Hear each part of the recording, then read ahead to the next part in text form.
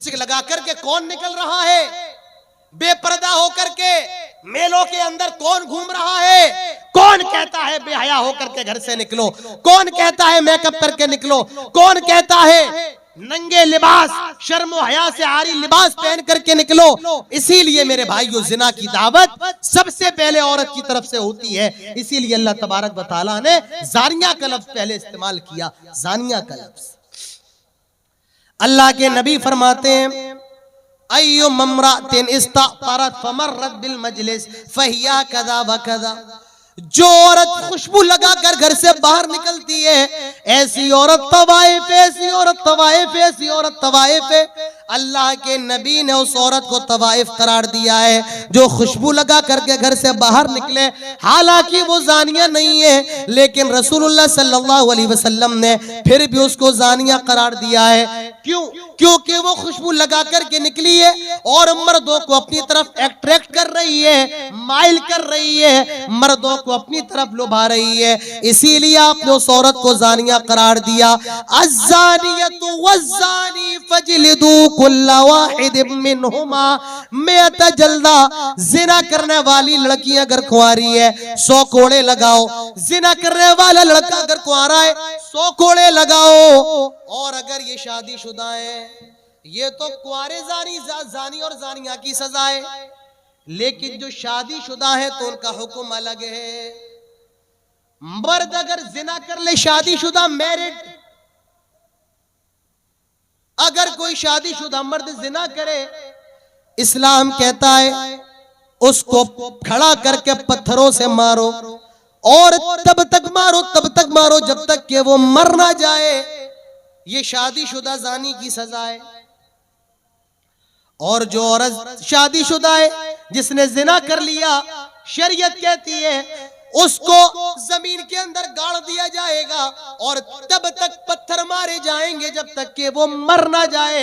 ये शादीशुदा जानिया की सजा है। आज लोग कहते हैं इस्लाम के अंदर इतनी हैवानियत की सजा है, इस्लाम बड़ा खतरनाक मजहब है। मेरे भाइयों, मैं इस मजलिस के अंदर बैठ के दावा कर रहा हूं और अल्लाह की कसम उठा करके कहता हूं, अगर आज हमारे मुल्क भारत के अंदर, हमारे प्यारे वतन हिंदुस्तान के अंदर अगर जिना का ये कानून लागू हो जाए जो इस्लाम बताता है, अल्लाह की कसम, अल्लाह की कसम, अल्लाह की कसम, हमारे मुल्क से जिना जैसे, बलात्कार जैसे, रेप जैसे मामले 100 में से 90% कम हो जाएंगे।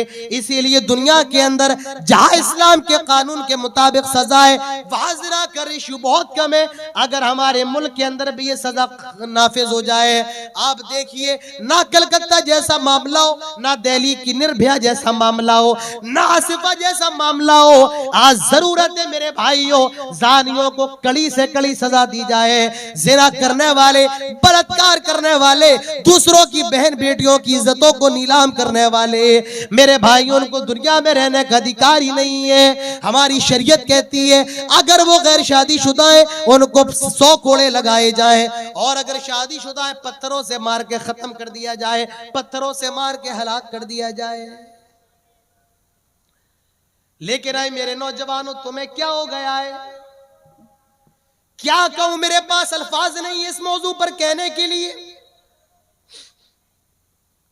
आप अच्छे से समझ सकते हैं, आप भी नौजवान हैं, मैं भी नौजवान हूं, मेरी उम्र भी 28 साल की है। आप भी नौजवान, मैं भी नौजवान हूं, आप भी मोबाइल का यूज करते, मैं भी करता हूं। मुझे भी पता है हमारे हालात कैसे हैं, नौजवानों के हालात कैसे हैं। एक कुत्ते में और एक आज के नौजवान में फर्क नहीं रह गया है। कुत्ता जहां चाहे अपना मुंह जिस कुतिया से काला कर ले, आज का नौजवान भी जहां चाहे अपनी ख्वाहिश पूरी कर ले। इसके आगे और क्या कहूं मेरे भाइयों, अदब का भी तकाजा होता है, एहतराम का भी तकाजा होता है। ज्यादा नहीं कहूंगा भाई, डिस्टर्ब मत करें आप। आपको जो करना है आप पहले कर लिया करें भाई, इस टाइम मत किया करें आप। अब मैं अगर फोन निकाल के बात करूं तो आपको कैसा लगेगा अभी बताइए। मैं पेशाब करके आता हूं, अभी बैठिए, आप बैठेंगे भाई? आप डिसिप्लिन में रहे। आपने कभी देखा है कोई फिल्म कि बड़े बड़े जो कार्यक्रम होते हैं कभी उसमें डिस्टरबेंस होता है? नहीं होता। उनकी ये डिसिप्लिन है, हमारे यहाँ कोई डिसिप्लिन नहीं। जो आएगा चीखेगा चिल्लाएगा चला जाएगा। यहां कुरान की बातें हो, हदीस की बातें हो, किसी को कोई फर्क पड़ने वाला नहीं है।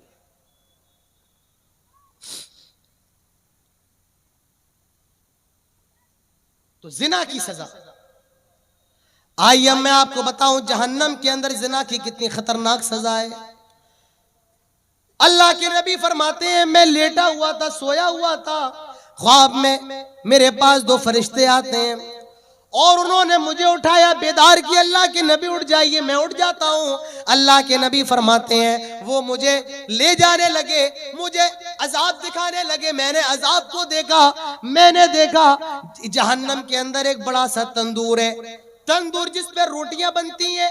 मैंने देखा उसका पेट बड़ा है और मुंह छोटा है और कुछ लोग उसके अंदर जल रहे हैं, चीख रहे हैं, चिल्ला रहे हैं, जलाया जा रहा है। मैंने कहा ये कौन लोग हैं और उनको ये इतनी खतरनाक सजाएं क्यों दी जा रही हैं? उन्होंने जवाब दिया, आए अल्लाह के नबी, ये दुनिया के अंदर जिना करने वाले लोग थे, ये जिना करने वाले मर्द और औरतें ये दुनिया के अंदर जिना किया करते थे।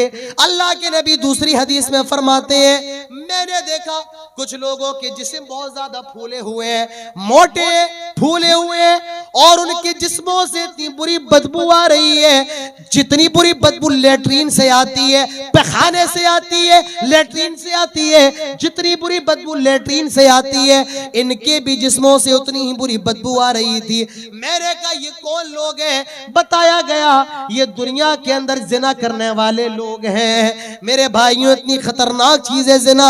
अल्लाह के प्यारे नबी जनाब मोहम्मद रसूलुल्लाह सल्लल्लाहु अलैहि वसल्लम ने तो यहाँ तक फरमाया, जब कोई जिना करता है तो वो मोमिन ही नहीं होता है, उसका ईमान उठा लिया जाता है। आदमी जब जिना करता है तो वो मोमिन भी नहीं रहता है। आज जिना का बाजार गर्म है। आज फोन का मामला हो, मैसेज के जरिए आज लड़का लड़की का आपस में मिलना, रेस्टोरेंट में बैठ करके चाहे कॉफी पीना और उसके बाद मेरे भाइयों जिना का शिकार हो जाना नॉर्मल हो गया, आम हो गया है। गर्लफ्रेंड बॉयफ्रेंड, याद रखो, बगैर शादी के, बगैर निकाह के इस्लाम किसी लड़का और लड़की को मिलने की इजाजत नहीं देता है। जो भी मुलाकात होगी मेरे भाइयों वो निकाह के बाद होगी। और याद रखो ये कल्चर हमारा नहीं है, ये तो अंग्रेजों का है, ये तो गोरों का कल्चर है, ये हमारा कल्चर नहीं है। हमारे नबी ने शादी करने का तरीका बताया है, हमारे नबी ने निकाह करने का तरीका बताया है और अपनी जायज ख्वाहिशात को निकाह के जरिए पूरा करने का उसूल बताया है। तो मेरे भाइयों जिना से बचो, बड़ी खतरनाक चीज है, दुनिया में भी तबाही है और आखिरत में तो तबाही है ही है। जिना से घर बर्बाद हो जाते हैं, नस्लें तबाह हो जाती हैं, बाप शर्म के मारे डूब मरता है, माँ शर्म के मारे डूब मरती है, भाई समाज में चेहरा दिखाने के काबिल नहीं रहता है। तो आइए मेरे भाइयों, अब मैं आपको कुछ बातें बताना चाहता हूं, जिना से कैसे बचा जाए, जिना से बचने का तरीका क्या है, जिना से बचा कैसे जाए। सबसे पहला तरीका जिना से बचने का, सुनो, आए मेरे नौजवानों तुम भी सुनो, और आए मेरे बुजुर्गों, मेरे बाप की उम्र के लोगों, मेरे दादा की उम्र के लोगों, तुम भी पंडाल में मौजूद हो, सुनो, जिना से बचने का तरीका क्या है। सबसे पहला तरीका ये है कि वक्त पर शादी कर ली जाए। तो ही साहब कह रहे थे कि मैं बहुत पुराना हूं इस इलाके के लिए, तकरीबन मेरा ख्याल है 2016 से मैं सीमांचल के इलाके में आता हूं और मैं देखता था पहले 20-20 साल के लड़कों की शादी हो जाती थी, 22 साल का लड़का है शादीशुदा है, 2 बच्चों का बाप है, 18 साल की लड़की है शादीशुदा है। लेकिन अब जब मैं आता हूं लड़की की उम्र 25 साल की है, 30 साल की है और गैर शादीशुदा है। मौलाना साहब बाइक नहीं मिल रही है, मसला ये है बाइक नहीं मिल रही है। लड़की तो अच्छी है लेकिन बाप बेचारा बड़ा गरीब है। आज नौजवान लड़के भी कुंवारे बैठे हुए हैं और लड़कियां भी कुंवारी बैठी हुई हैं। जिना से बचने का तरीका ये शादी कर लो, और ये तरीका जनाब मोहम्मद रसूलुल्लाह सल्लल्लाहु अलैहि वसल्लम ने बताया। या माशर शबाब मन इस्तताअ मिनकुमुल बात फलयतज़व्वज फइन्नहु अग़द्दु लिलबसर व अहसनु लिलफरज व मन लम यस्तति' फअलैहि बिस्सौम फइन्नहु लहू विजा। आए नौजवानों की जमात, अगर तुम्हारे अंदर शादी करने की ताकत है तो देर ना करो, शादी कर लो। अल्लाह के रसूल ने बूढ़ों से नहीं कहा कि बूढ़ों अपने लड़कों की शादी करवा दो। लड़का बालिग हो गया है, शादी कर ले अपनी। फरमाया है नौजवानों की जमात, अगर तुम्हारे अंदर शादी करने की ताकत है तो शादी कर। शादी करने की ताकत का क्या मतलब है? बीवी को खिला सकते हो, बीवी के रहने का बंदोबस्त कर सकते हो, उसके नानो नफके का इंतजाम कर सकते हो, और मियां बीवी के जो आपसी और जो पोशीदा ताल्लुकात होते हैं वो कायम करने की अगर ताकत है, अल्लाह के नबी ने फरमाया शादी कर लो। और शादी करना ये फर्ज है, सुन्नत भी है और फर्ज भी है। आप कहेंगे मौलाना साहब आपने तो सुना है शादी करना सुन्नत है, आपने मसला बदल दिया, शादी करना फर्ज है। जी हाँ, शादी करना फर्ज है। मसला याद रखो, एक लड़का जवान हो गया है और उसके अंदर डिजायर्स पैदा हो गए हैं और उसको खतरा है अगर उसने शादी नहीं की तो जिना का शिकार हो सकता है। ऐसे नौजवान के लिए शादी करना फर्ज है, फर्ज है। और कोई ऐसा लड़का है, डिजायर्स तो है लेकिन जिना के अंदर मुब्तला होने का खतरा नहीं है, तो ऐसे शख्स के लिए शादी करना सुन्नत है। जिना से बचना है, वक्त पर शादी कर लो। अल्लाह के नबी फरमाते हैं फलयतज़व्वज, शादी कर लो।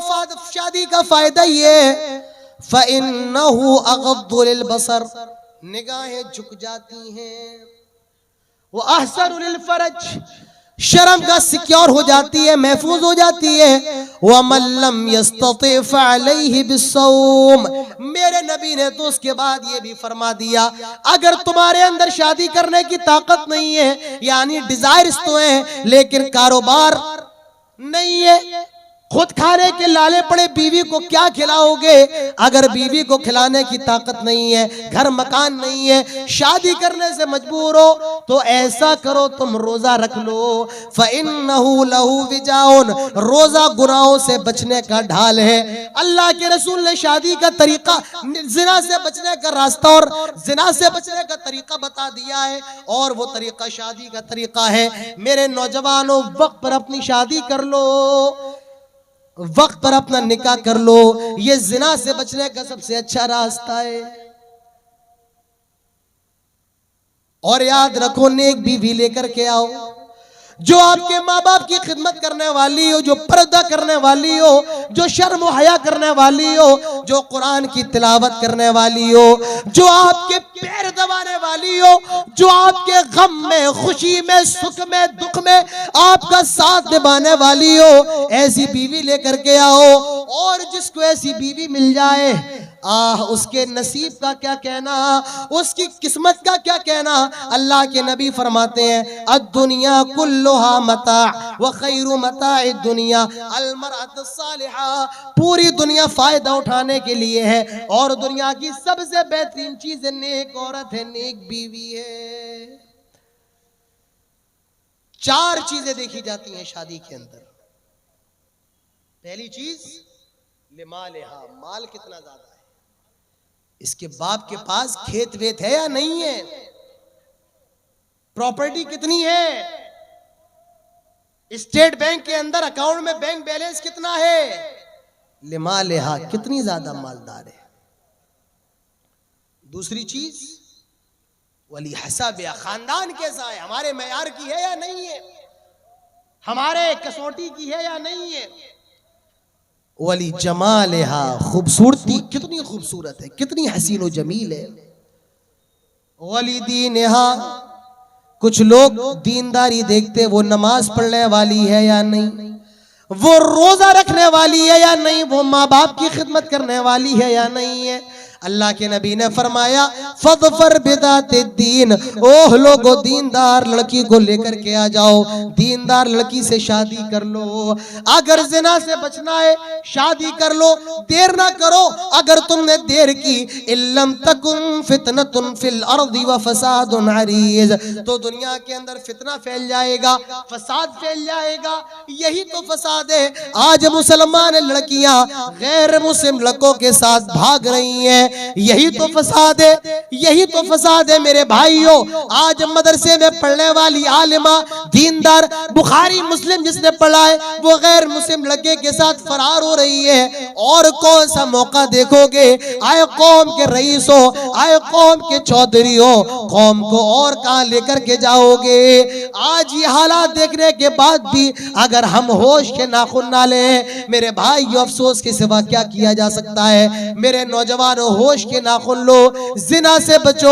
और जिना से बचने का पहला रास्ता ये है वक्त पर शादी कर लो। दूसरी चीज, जिना से बचने का दूसरा रास्ता ये है अल्लाह ताला का डर अपने दिल के अंदर पैदा करो। हर जगह अल्लाह से डरते रहो।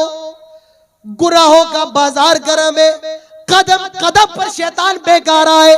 मोबाइल खोलो, यूट्यूब पर बेकार आए, फेसबुक पर बेकार आए, व्हाट्सएप पर बेकार आए, इंस्टाग्राम पर बेकार आए, ट्विटर पर बेकार आए। ट्रेन में सफर करो वहां बेकार आए, फ्लाइट में सफर करो वहां बेकार आए। शैतान तो खुला हुआ दुश्मन है। उसने अल्लाह ताला से कहा था रब्बी फंज़िरनी इला यौम युबअतून, आय अल्लाह मुझे क़यामत तक के लिए मोहलत दे दे। अल्लाह ताला ने मोहलत दे दी इला यौमिल वक्तिल मालूम। तो शैतान तो क़यामत तक बहकाएगा, हर जगह बहकाएगा, घर में बहकाएगा, कटिहार में बहकाएगा, यहाँ तक कि दिल्ली में बहकाएगा, मक्का और मदीना में बहकाएगा। करना क्या है? अल्लाह ताला से डरना है, अल्लाह ताला का खौफ अपने दिल के अंदर रखना है। अल्लाह ताला देख रहा है, किरामन कातिबीन यालमूना मा तफअलून। अल्लाह ताला के फरिश्ते देख, अल्लाह ताला के फरिश्ते सब कुछ लिख रहे हैं। मेरे भाइयों, ये तसव्वुर अपने दिल के अंदर पैदा करना है। अल्लाह ताला से डरते रहो। अल्लाह के पास भी जाना है। क्या मुंह दिखाऊंगा? जिना करके आया हूं, क्या मुंह दिखाऊंगा? बदकारी करके आया हूं। अल्लाह ताला से डरो, उसके सामने जवाब देने से डरो, उसके सामने हाजिर होने से डरो। आओ एक हदीस में आपके गोशे गुजार करता हूं। अल्लाह के नबी फरमाते हैं सबअतुन युज़िल्लुहुमुल्लाहु फी ज़िल्लिही यौम ला ज़िल्ला इल्ला ज़िल्लुहु। कल क़यामत के रोज जब कोई साया ना होगा सिवाय अर्श इलाही के साये के, 7 किस्म के लोगों को उसमें जगह दी जाएगी, 7 किस्म के लोगों को। और उसमें एक वो नौजवान भी होगा जिसको किसी खूबसूरत ब्यूटीफुल सुंदर हसीन औरत ने और साहिब इज्जत औरत ने बुलाया और उसने जवाब दिया मैं अल्लाह ताला से डरने वाला हूँ। ऐसा नौजवान भी अल्लाह ताला के अर्श के साये में होगा। अल्लाह ताला से डरो जैसे हजरत यूसुफ अलैहिस्सलातु वस्सलाम डर रहे थे। हजरत यूसुफ को जुलेखा ने बुलाया। आपने तो सुना ही होगा यूसुफ जुलेखा का किस्सा कुरान के अंदर। वलम्मा बलग अशुद्धहु आतैनाहु हुक्मन व इल्मा व कज़ालिका नजज़िल मुहसिनीन वरावदतहु अल्लती हुवा फी बैतिहा अन नफ्सिही व गल्लक़तिल अबवाब व क़ालत हैत लक क़ाल मआदल्लाहि इन्नहु रब्बी अहसन मथवाय इन्नहु ला युफ्लिहुज़ ज़ालिमून। जुलेखा हजरत यूसुफ को बंद कमरे में लेकर के आ गई। बंद कमरा, कोई अंदर नहीं आ सकता है, कोई कैमरा नहीं लगा है। हजरत यूसुफ है और जुलेखा है।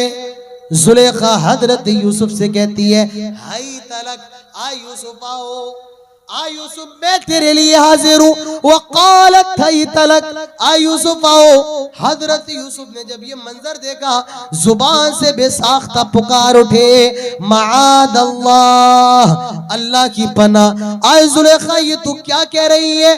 अल्लाह की पनाह ये तू क्या बात कर रही है? इन्नहु रब्बी अहसन मथवाय इन्नहु ला युफ्लिहु ज़ालिमून।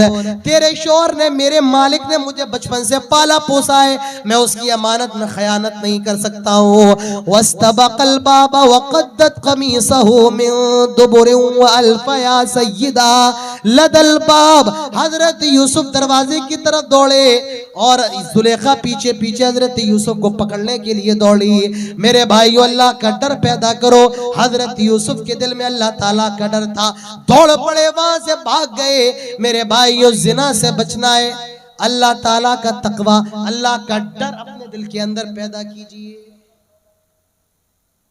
तीसरी चीज, अल्लाह जिना से बचना है, मोबाइल का इस्तेमाल कम कीजिए। मोबाइल को कम वक्त दीजिए। आज जो भी जिना के मामलात हैं, इसी मोबाइल की वजह से। किसी ने कहा था, जिस घर की जवान लड़की के हाथों में मोबाइल हो, उस घर की दीवारें ऊंची करने का कोई फायदा नहीं। आज एक, मेरे भाइयों, मिस कॉल, आज एक अननोन नंबर की मिस कॉल एक मुसलमान लड़की को जिना के बिस्तर पर पहुंचा रही है। आज एक मैसेज एक मुसलमान लड़की को गैर मुस्लिम लड़के के साथ भागने पर मजबूर कर रहा है, इसी मोबाइल की वजह से। आज जो भी जिना हो रहे हैं, इसी मोबाइल की वजह से। लड़का भी लगा है, लड़की भी लगी है। मोबाइल को कम वक्त दीजिए मेरे भाइयों, मोबाइल का इस्तेमाल कम से कम कीजिए। जिना से बचना है, मोबाइल को अवॉइड कीजिए। चौथी चीज जिना से बचने की, वो क्या है? अपनी निगाहों को झुका करके रखिए, अपनी निगाहों को नीचा करके रखो। और तो तुम भी अपनी निगाहों को नीचा करके रखो। मेरी माओ बहनों, निगाहों को नीचा करो। और मेरे बुजुर्गों, मेरे बाप की उम्र के लोगों, मेरे भाई की उम्र के लोगों, अपनी निगाहों को तुम भी नीचा करके रखो। हमारे यहाँ तो ये समझा जाता है कि निगाह नीची करने का हुक्म सिर्फ औरतों के लिए है। नहीं नहीं, मर्दों को भी निगाह नीची करने का हुक्म है। अल्लाह ताला फरमाता है, कुल लिल मुमिनीना यगुद्दू मिन अबसारिहिम व यहफज़ू फुरूजहुम। आए नबी, मोमिन मर्दों से कह दो वो अपनी निगाहों को नीचा करके रखें और अपनी शर्मगाह की हिफाजत करें। वकुल लिल मुमिनाति यगुद्दना अलैहिन्ना मिन अबसारिहिन। आए नबी, आप औरतों से भी कह दें वो भी अपनी निगाहों को नीचा करके रखें, वो भी अपनी निगाहों को पस्त करके रखें। मेरे भाई, अल्लाह ताला से डरो, जिना से बचो। बहुत बुरी लानत है, तबाह हो जाती है नस्लें, और जो औलाद पैदा होती है वो भी हरामी कही जाती है। समाज के अंदर उसे ताना दिया जाता है, उसे जलील किया जाता है, रुस्वा किया जाता है। तो समाज का ये बहुत बड़ा नासूर है, और वो नासूर ये जिना का नासूर है, ये जिना की लानत है, ये जिना का गुनाह है। मेरे नौजवानों, जिना से बचो, अपनी जवानी को गनीमत जानो।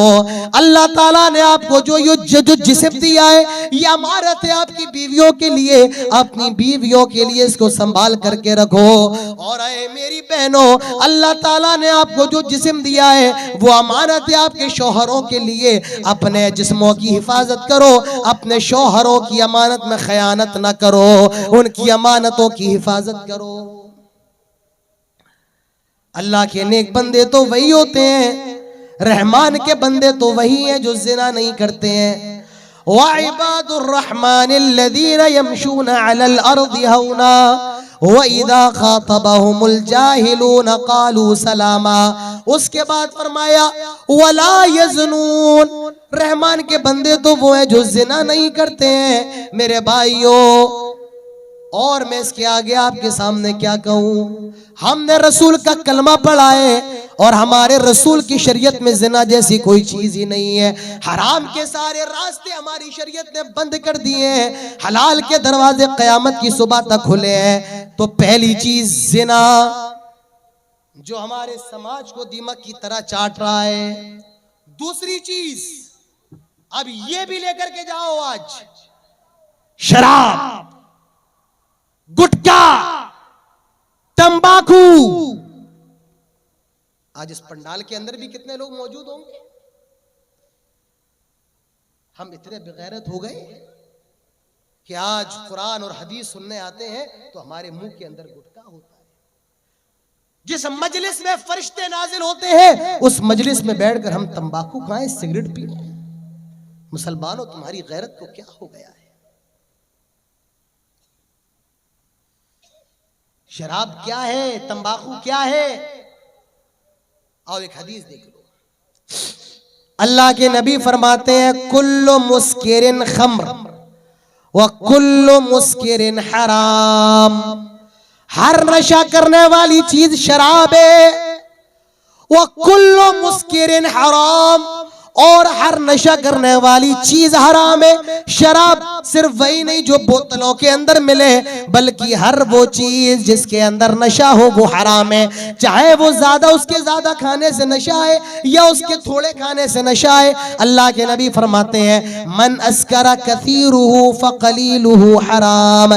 जिसके ज्यादा खाने से नशा है उसका थोड़ा खाना भी हराम है। हमारी शरीयत ने नशे के सारे दरवाजों को बंद किया। हमारे दीन के अंदर शराब, गुटखा, खैनी, तंबाकू, मेरे भाइयों, इसकी इजाजत कतई नहीं है। हमारी शरीयत ने सारी चीजों को शराब के अंदर दाखिल किया है, मुनशियात के अंदर दाखिल किया है। हमारी शरीयत ने इनको हराम करार दिया है। आपका वक्त खत्म होने पर 5 मिनट का वक्त मेरे पास है। ये शराब अरब के लोग बड़े शौक से पिया करते थे और उनकी कोई भी शाम बगैर शराब के नहीं गुजरा करती थी।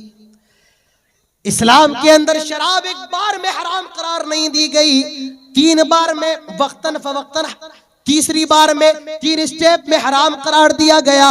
पहला स्टेप अल्लाह ताला फरमाता है यसअलूनका अनिल खम्रि वल मैसिर कुल फीहिमा इस्मुन कबीर व मनाफिउ लिन्नास व इस्मुहुमा अकबरु मिन नफ़इहिमा।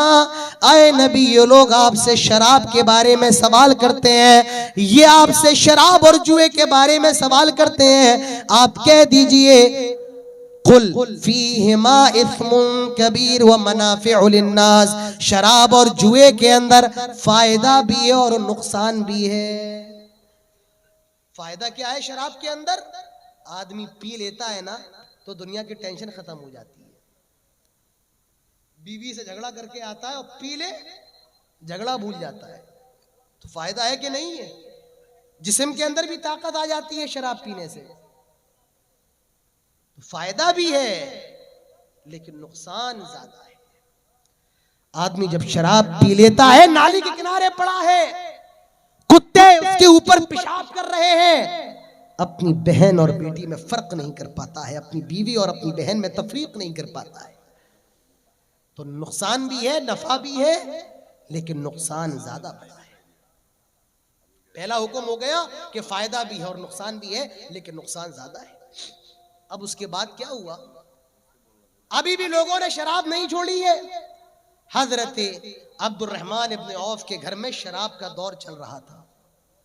लोग शराब पी रहे थे, मगरिब का वक्त हुआ, नमाज पढ़ने चले गए। शराब की हालत में इमाम साहब ने नमाज पढ़ाई और सूरह काफिरून पढ़ाने लगे। कैसे पढ़ाने लगे?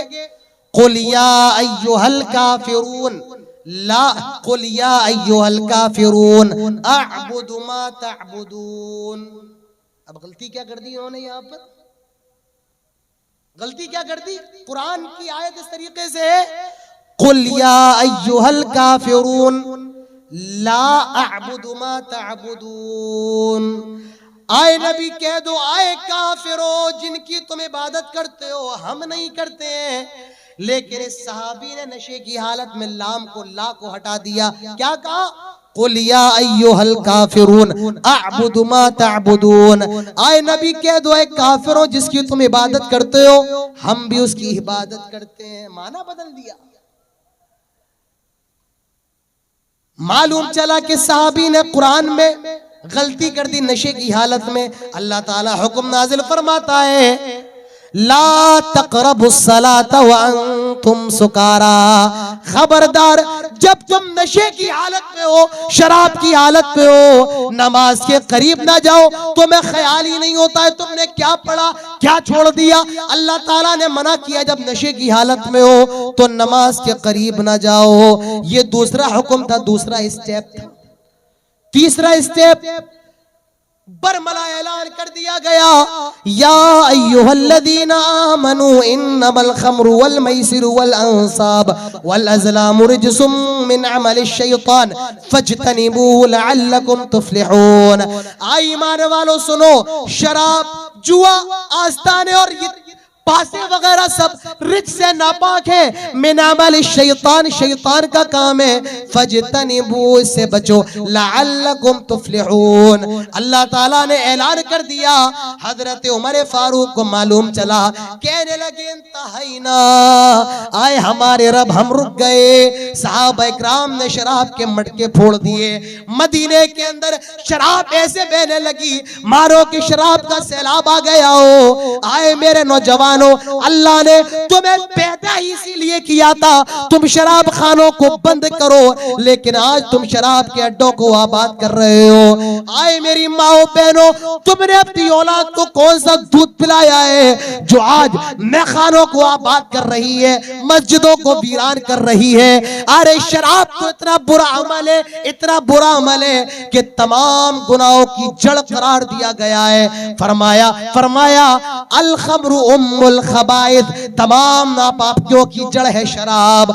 अल खम्रु उम्मुल खबाइथ भी कहा गया, उम्मुल फवाहिश भी कहा गया, वो अकबरुल कबाइर भी कहा गया। ये मेरे भाइयों शराब है। अल्लाह के नबी ने लानत फरमाई है, लानल्लाहुल खम्रा व शारिबहा व साकियाहा व बाइयाहा व मुबताहा व आसिरहा व मुअतसिरहा व हामिलहा वल महमूलता इलैहि। अल्लाह की लानत हो शराब पर, अल्लाह की लानत हो शराब पीने वाले पर, अल्लाह की लानत हो शराब पिलाने वाले पर, अल्लाह की लानत हो शराब निचोड़ने वाले पर, अल्लाह की लानत हो शराब का ऑर्डर देने वाले पर, अल्लाह की लानत तो शराब बेचने वाले पर, अल्लाह की लानत तो शराब खरीदने वाले पर, अल्लाह की लानत तो शराब को उठाने वाले पर, और अल्लाह की लानत तो जिसके लिए शराब उठा करके ले जाई जा रही है उस पर भी अल्लाह की लानत हो। और क्या चाहिए, और क्या बताऊं मैं आपको मेरे भाइयों। तकरीर खत्म हो चुकी है, अब इसके आगे और कुछ कहने की जरूरत नहीं है। बस आखिरी हदीस बयान करके बात खत्म करता हूं। अल्लाह के नबी फरमाते हैं, ला यदखुलून जन्नह, तीन लोग जन्नत के अंदर दाखिल नहीं हो सकते हैं, उसमें एक वो भी होगा मुदमिनुल खम्र, शराब पीने वाला। मेरे भाइयों, अपनी जिंदगियों को तबाह ना करो, इस शराब के जरिए अपने घरों को बर्बाद ना करो, अपनी आखिरत को बर्बाद ना करो। अल्लाह के नबी ने फरमाया, जो दुनिया के अंदर शराब पिएगा अल्लाह ताला जहन्नम में उसको तीनतुल खबाल पिलाएगा। सहाबा ने पूछा, आए अल्लाह के नबी, ये तीनतुल खबाल क्या है? आपने फरमाया, अरक़ु अहलुन नार, ये अहले जहन्नम का पसीना होगा, उनका मवाद होगा। ये मेरे भाइयों शराबियों को पिलाया जाएगा। मेरे नौजवानों, सारी तकरीर खत्म हो गई है। अमल करने के लिए हदीसें भी काफी हैं और ना अमल करने के लिए रात भर जलसे भी काफी नहीं है। मेरे भाइयों, मेरा वक्त खत्म हो चुका है। मैं अभी और भी गुफ्तगू करना चाह रहा था। मैं ये समझता हूं कि मैंने इस मौजू का हक भी अदा नहीं किया। जलसा कमेटी ने मुझे पर्ची तो दे दी है, लेकिन मैं भी इस मौजू का कमा हक अदा नहीं कर पाया। और भी बोलना चाहता था, लेकिन फजर का वक्त भी करीब है। मेरे बाद आप अभी एक बंगला मुकर्रिर को और सुनेंगे, ठीक है, कोई बात नहीं। जितनी बातें आप अगर उस पर अमल कर लें मेरे भाइयों, ये पूरा जलसा कामयाब हो जाएगा। अगर आप एक बात पर भी अमल कर ले, मैं 1600 किलोमीटर से आया हूं। 1600 किलोमीटर का सफर कोई मामूली सफर नहीं है। रातों को जागना पड़ता है, जान हथेली पे लेकर के चलना पड़ता है। इतनी दूर का सफर तय करने के बाद अगर एक आदमी की भी इस्लाह हो जाए, रब्बे काबा की कसम, पूरा प्रोग्राम कामयाब, मेरा उतना दूर से आना कामयाब, पूरा जलसा कामयाब हो जाएगा।